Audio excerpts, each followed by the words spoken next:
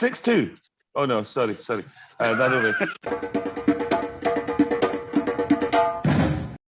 Good morning and welcome to Gulf News, kicking back the chat show all about the beautiful game, but will it be beautiful for England or Italy as they face off in the Euro 2020 final? The tournament started in Rome on June 11 and it ends in London tonight. I'm Imran, and as ever I'm joined by my guests Matt, Shamsir and Sahil to look ahead to the game. Now look, a lot has been said about England's 55-year wait to reach a major final, but they've come close several times in the past. I mean, they got to the semi-finals of Italia 90, Euro 96, and the 2018 World Cup, only to falter on all three occasions. This is their first final since 1966, where they will meet the Italians, who I think have been easily the best team in the tournament so far. Guys, we'll do a prediction right at the end, so don't say your scores just now. Tell me how you see the game going. Will it be cagey? Will it be open? Will we see the flair of Italy? Or will England contain them? 6-2. Oh no, sorry. That over. I think it'll start out cagey. First 20 minutes. We've seen quite a few games in this tournament where the first 20 minutes have been a kind of weathering of the storm as one team really goes at the other. I think this will be more like the opening round of a boxing match where they'll size each other up. They'll look for weaknesses. They'll see which wing is working better, whether it's better to go through the middle or do the Shamsir special of the right-footed on the left wing and cutting inside. All these different things. They'll just be trying different things out, sizing each other up, and then. But as the game goes on, whoever gets that opening goal, the other team will then just have to let loose. And it could go either way. You could see that it might be one freak decision that goes 1-0 for England or 1-0 for Italy. I don't see it being a really dominant display by one or the other, especially at least in the first 45. And then whatever, one little chance, one little break will make the difference. Then the other team will just have to cut loose, and that's when it will just become, here we go, great fun. Seatbelts off, let's just go downhill and we'll go mad, and it'll be great fun. All kitchen sink stuff, it'll be great. So hopefully the goal will come early and then we'll just have an absolutely classic frenetic final. Yeah, you're right, Matt. If an early goal does come, that will change the complexion of the game completely. But you're right, I think cagey start for sure, feeling each other I was about to say. Seeing how they're both playing, and I don't see, but unless there's an early goal, it will definitely change the way the two teams go at each other. Shamsir, how do you think the game's going to be? Yeah, we can talk about all the cliches in football, it's going to be weathering the storm in the 20 minutes. You never know what's going to happen after watching this Euro. It has been absolutely great. It's a great watch. Many of the games, it was some of the games were completely unpredictable. But one thing is for sure, two tired teams are there because both of them have played 120 minutes, and Italy had one extra day to rest and to refuel themselves. That could be an advantage. But then there is the fans behind England. But the players, after all the tiring season they had, they all must be mentally drained as well. But there is that extra motivation to win the major trophy after like 5 decades. Even for Italy, they haven't won the European Championship since the 1968. So it's a long wait for them as well. It's the same for England. They haven't been to a major final in 55 years. So in all honesty, it has to be a nervy start and everything, but you never know what's going to happen in football, man. That's true. I mean, Italy was the host nation when they won it in '68. England are the host nations now, so maybe that's a bit of luck. Sahil, what do you think? How do you think the game will be? I think I have not seen England play I've seen England play with fear in many of the games, other than the Ukraine one.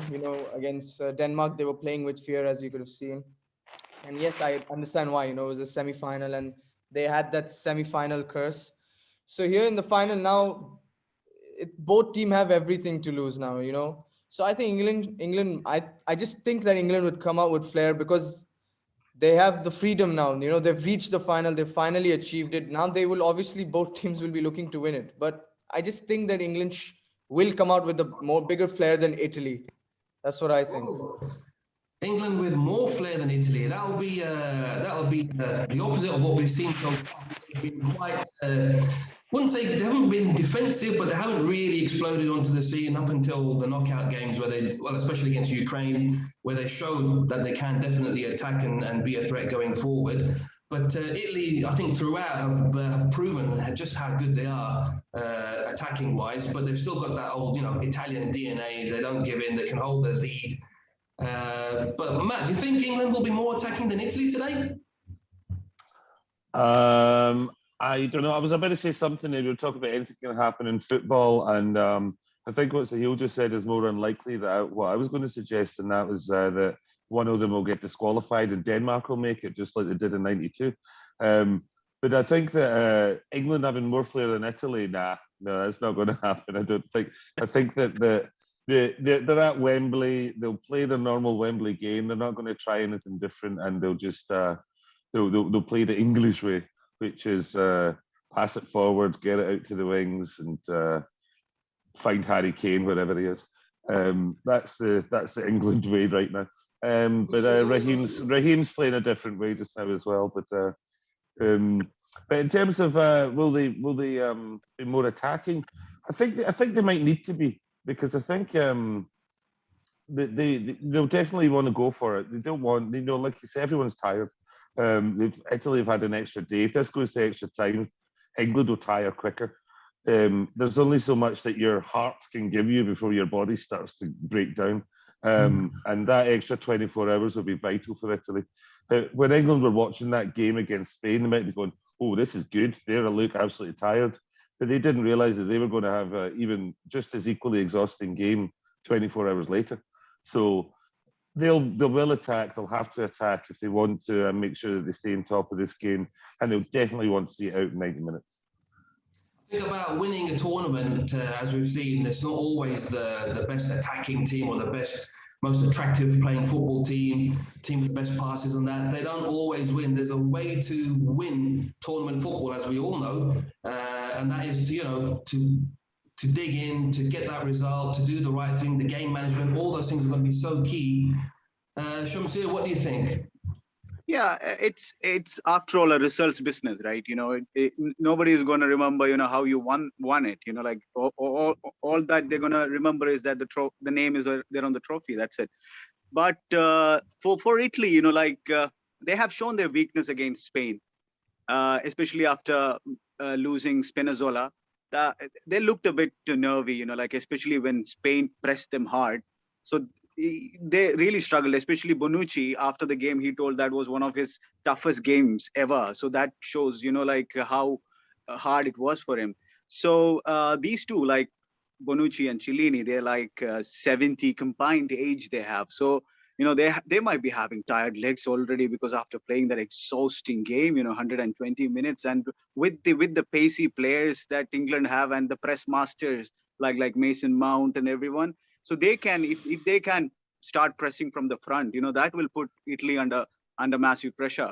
But then the same thing can be talked about England as well. Like what Italy has been really tested throughout the tournament, whereas England haven't been that much tested. So Italy have been winning different ways in the tournament. They have had more possession in games. They had less possession in games. They won ugly. They won with flair football. They won by all means.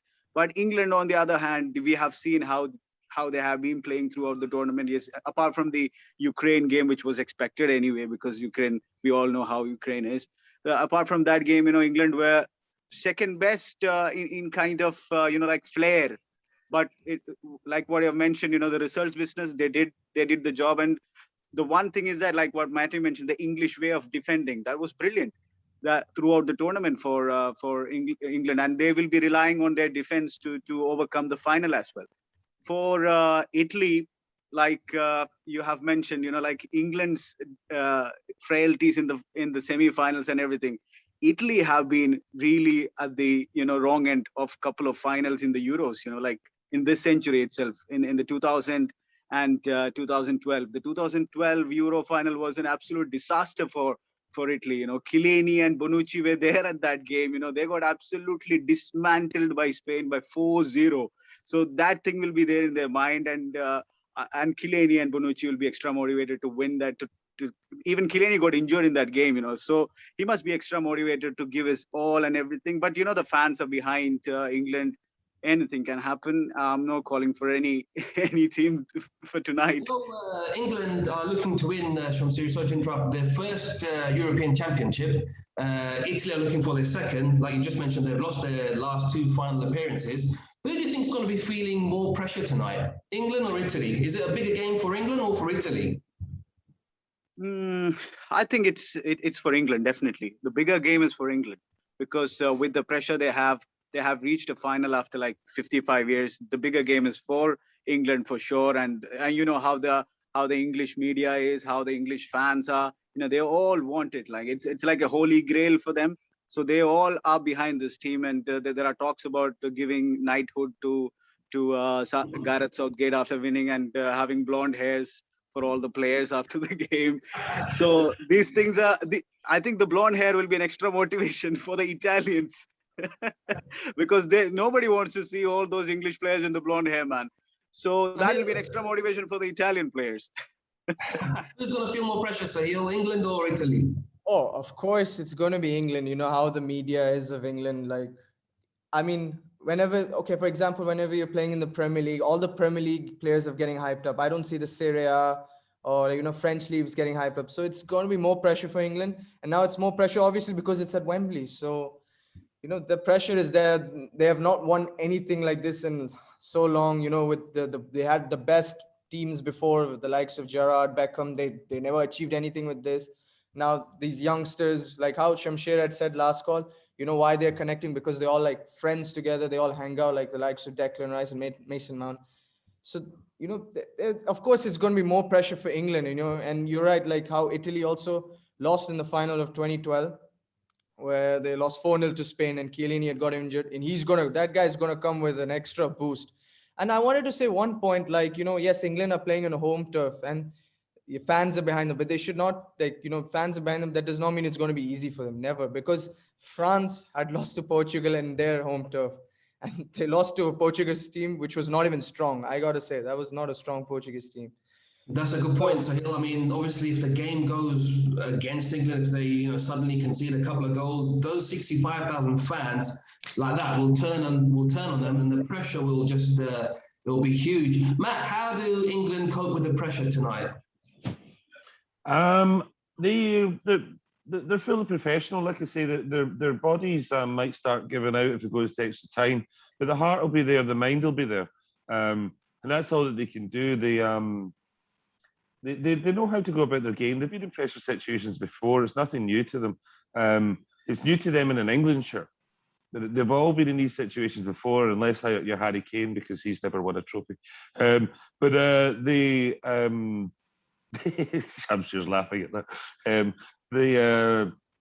The key factor that they've got to do is just like I said before, just play your own game.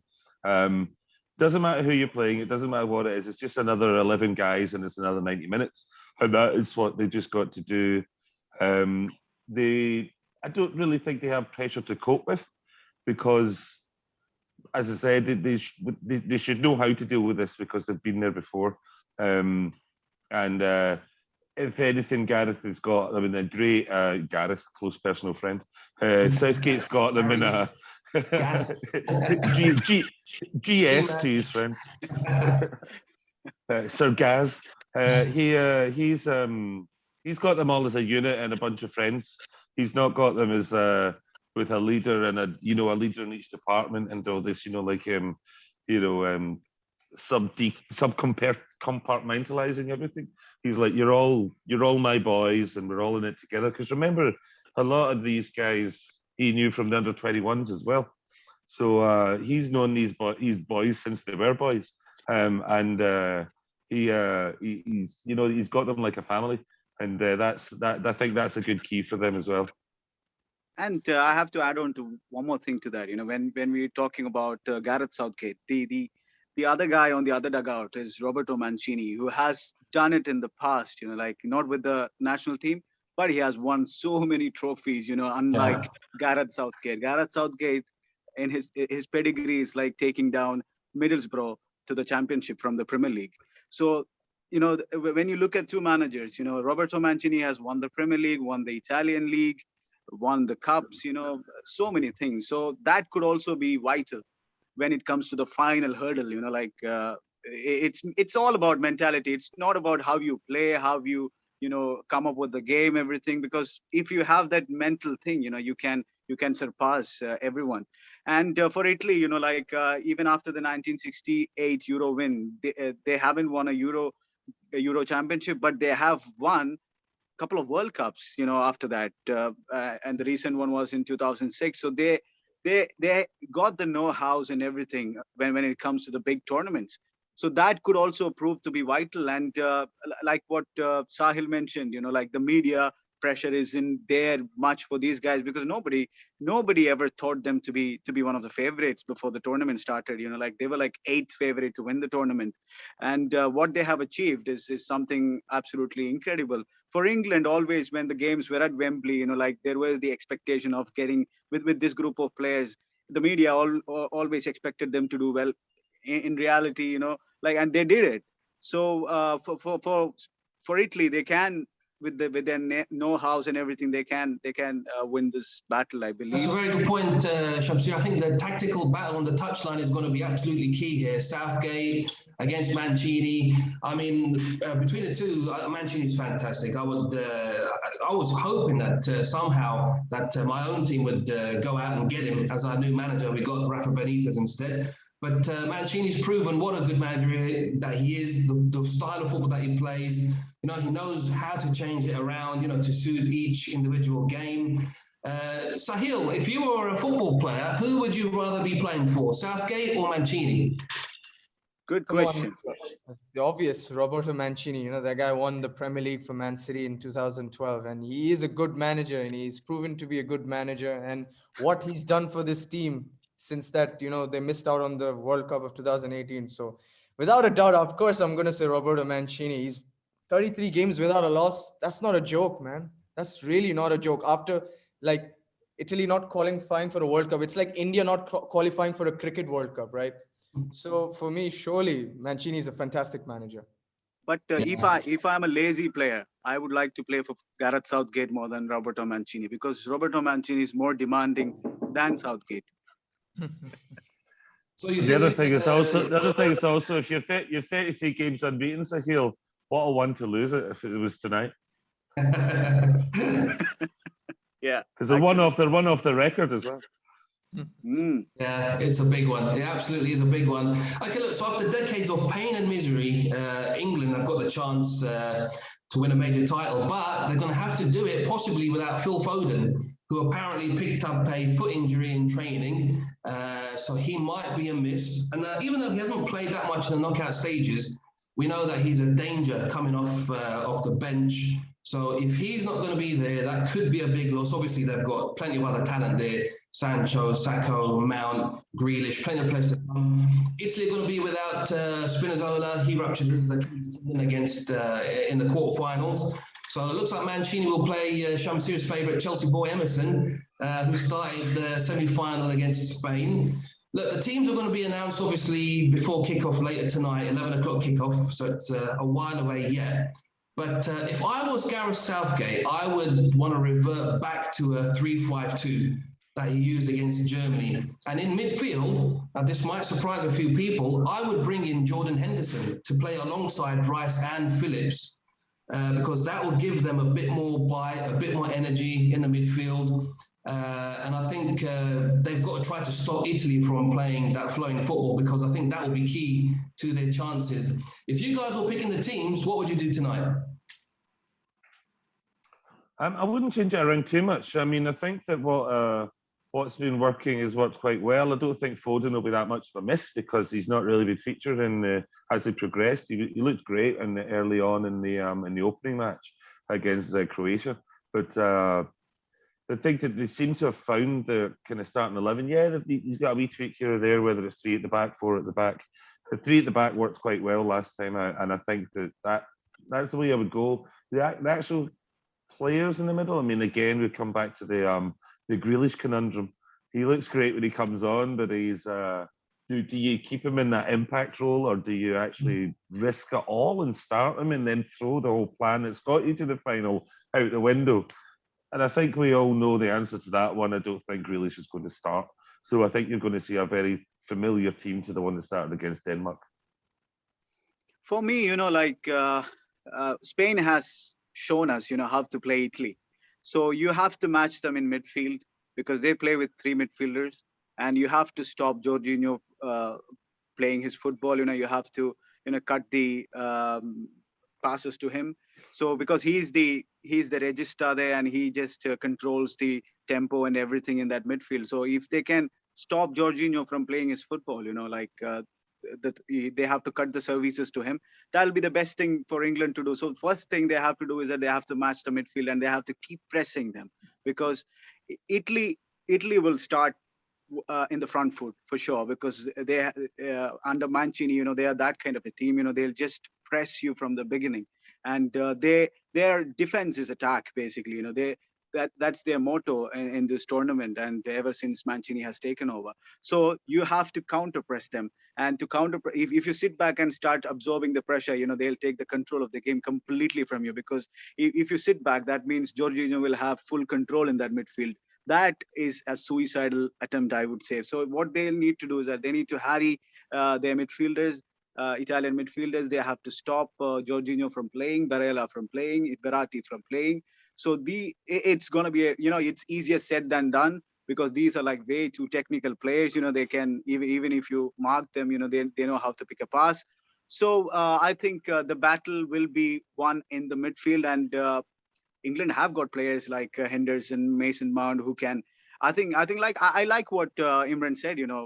Bringing on Henderson, a cool head, an experienced head into that midfield against Verratti and Barella would be a good choice. But I still think Gareth Southgate will go with a 4-4-2, and maybe Mason Mount with 4-4-8. I'm saying 4-4-2, no, 4-2-3-1, and Mason Mount will be dropping back in the midfield, and he will be helping out Calvin Phillips and Declan Rice. That's what I believe. And like what I've mentioned, the battle has to be won in the midfield if England has to win this game. This is why, Shamsir, I was saying, I think for this particular game, it'll be a surprise, I think, to some that Henderson, I think, needs to start this game. Because exactly for the things you've mentioned, Jorginho especially, being the guy that gets Italy ticking with all those passes and keeping the possession, I think possibly a man-to-man marking job might be needed just to eliminate him out of the game. And then Phillips and Rice, the other two midfielders, and I think Shaw and I think Trippier gets a start as well. I think we play Trippier right back. I think we play Walker, Stones, and Maguire, the three centre-backs. Shaw, Trippier on the flanks, and in the middle, you got Henderson, Rice, and Phillips, keeping it nice and strong and tight. And then up front, you leave Kane and Sterling, to try and weave some magic and get England a goal. I think that will be, but you're right, the midfield is going to be the absolute key to this game. Sahil, what do you think? Do you think any sort of tactical changes for this particular game? I mean, Imran, you said the famous 3-5-2 of Gareth Southgate, which the formation he loves to play against the high-profile teams, which he did against Germany. Not the biggest fan of it, but that's how the dirty football has been played. So he'll have no choice but to do that. And maybe, yeah, you're right. Henderson might come in, but I thought there was I thought we might discuss a dilemma like of Saka or Sancho starting. There's still a right-wing dilemma which I've seen. Sancho had started against Ukraine and Saka started in the semis. Obviously, I don't think Grealish will get a start. Very unlikely. He made it or decent impact against Denmark. But if England are struggling, Grealish will come on. We all know that. So, yeah, I mean, Imran, you're right. It's going to be a 3-5-2. Maybe Henderson might come in. I did not expect that, but most probably he might come in. So it's going to be that dirty tactic from Southgate again. Dirty tactics. We haven't mentioned one player who looked quite nervy in that Denmark semi-final, and that's the keeper. That's your man. Your man. Yeah, well, he's like an imposter for England. He doesn't look like an Everton player when he's playing for England. He's hardly made any mistakes apart from in the semi-final where he looked really shaky, when he conceded that free kick. I think he could have done better there. But then after that, his confidence just seemed to drop. His throwing was erratic. His kicking was terrible. His decision-making was suddenly the goalkeeper that all the pressure. So look, he's now in the biggest game of his life. All right, there's going to be 65,000 fans there. You know, if he makes any sort of mistake, they're going to, well, I hope they don't, but if they get on his back, you know, it could be a disaster. How do you keep Pickford playing, you know, like he's played up until the semi-final? What do you tell him? I was thinking what you were saying there earlier. Maybe it's going to be like the most brilliant episode of Scooby-Doo, and it's actually Gianluigi Buffon in a mask, and he's just been waiting for them to get them against Italy, and then you know, like Scooby-Doo. But yeah, and it's a funny one for Pickford, isn't it? Because if there's somebody that's going to have nerves in that England team, it's got to be him. And he had a few bloopers in that game against Denmark. I really hope for England's sake he doesn't do a Rob Green, you know, like he doesn't do something like that, because as I think earlier in the tournament we were talking about the Slovakia game, and even the David Marshall goal, how these memes stay with you for life. Especially if you're a goalkeeper. They don't remember you for your saves, they remember you for your howlers. Ask David Seaman, people still remember the Ronaldinho one. And everybody, I mean, I could mention Rob Green off the top of my head. I was like, oh yeah, it was against the United States. I had to think about that, but I can still remember the goal, you know. So if he was to do a clanger, it would be earth-shattering, especially in England. He'd be quickly requesting Benitez for a transfer over to Italy or somewhere, because I don't think he'd want to be staying in England for a while. Not to Italy, definitely not to Italy. Well, anywhere. Siberia, anywhere. We've played the game, you know, at decent level, and when you start having your own teammates who start, you know, telling you to calm down, like John Stones and Maguire were against Denmark to try and calm his nerves, that sometimes makes you more nervous, isn't it? Because you know suddenly that you're letting the team down, and you're trying to second guess yourself a bit more. You're trying to improve yourself, and you sometimes become a bit more erratic. So, what would you say to Pickford if you were the manager? I wouldn't say anything to him, because you know that'll add more nerves to his already nervous system. So I would just say you play your natural game. I would say you just play your natural game, but his natural game is even more dangerous. That's another thing. So I don't know what the coach can tell him.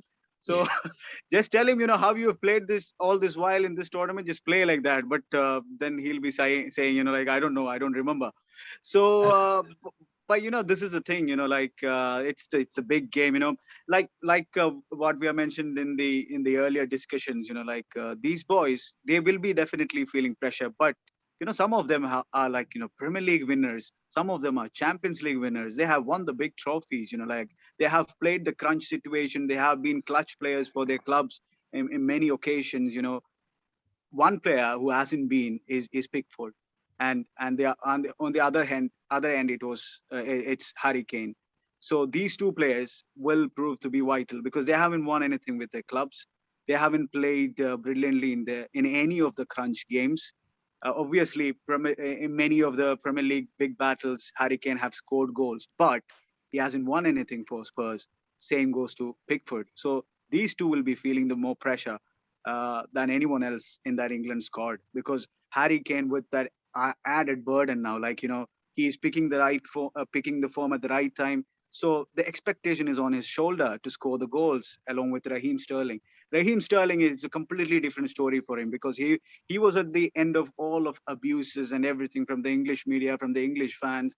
So for whatever he does, it's a great thing, even if he ended up as on the losing side, it's okay for him, because he has carried that team all this while with all the abuses he had in the past. So I wouldn't blame Raheem Sterling for anything, even if they lose this game. But the pressure will be on Harry Kane, and like you have mentioned, the nervy boy from Everton. That's another good point. That's a very good point, Shamsi. I mean, you made a very good point that they haven't, especially Pickford. He hasn't been in a very big game situation. The biggest game he's probably been in is probably the Merseyside derby, and you remember the blooper. Yeah. I mean, if anyone doesn't remember, it was the 91st minute. Van Dijk had a shot, looped up in the air, was going over the bar. For some reason, Pickford I don't know what he tried to do, tried to parry it over, but all he did was tip it onto the bar. open goal for Origi, and Liverpool won 1-0. So big game situations make a huge difference. All right, That was his Dubravka moment. yeah, that was his volleyball moment. All right, let's have some predictions then. Look, as we know, Italy are transformed under Mancini. They've been, I would say, the best team in the tournament by far. But as we've touched on, England are hitting form at the right time. And I can see this going to penalties.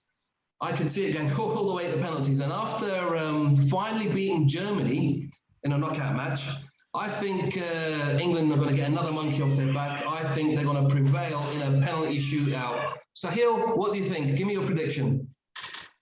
Okay, yeah. I mean, I'm going for England win, so I'm going to go for 2-1 England. Yeah, let's go. Another own goal and a penalty coming on the way for England. Let's go. Matt, what do you think, Matt? I think England are going to win. I think 2-1 may be the right score, actually, but I think it'll go the other way with I think Italy will score first. But then England will be forced into playing, but then actually they'll find that that's a better way for them to play. And they'll actually start going forward more. They'll start finding, Grealish will come on, they'll be finding those balls to Sterling, Kane will get on the end of them, and they'll end up winning 2-1, 90 minutes. Oh, 90 minutes. Yeah, for me, I have to say a few things before my prediction. The penalties. If it goes to penalties, I think England will win it, because I don't think no other team has done the same thing. Like winning 2 games in penalties in a Euro Championship. I don't think any other team has done that before. So if it goes to the penalties, I think England should win it. And the England-Italy game, when it last went into a penalties, it was in 2012 quarterfinals, I believe, and Italy won that game. That was in the quarterfinals. And another thing, whatever happens, for Gareth Southgate's men, like whether it's the joy of win or the despair of loss, they can just they have inspired the millions in the country, and they can just pick up the ball and just lace up their boots and follow their dreams. They have shown the path to the next generation. It has been an absolutely incredible run, but I think that run will reach only until the finals, because I think Italy are way too stronger as a team. They play as a team, and they have been tested throughout the tournament. They have won different ways. So I don't know the scoreline. I think Italy could break the hearts at Wembley. Oh, Italy could break hearts. We've got tips for England and Italy. We'll see who was right, who was wrong, who's laughing. And I have been calling for an Italy win from the very beginning. Imran, I have been calling. That was a tip from the very beginning. That's it from us. In the meantime, head to golfnews.com for all the latest news. And there's only one thing left to say. Come on, England! It's coming to Rome. I'm a neutral observer. Sahil's got no comment. Thanks, guys. Bye. Bye-bye. Bye.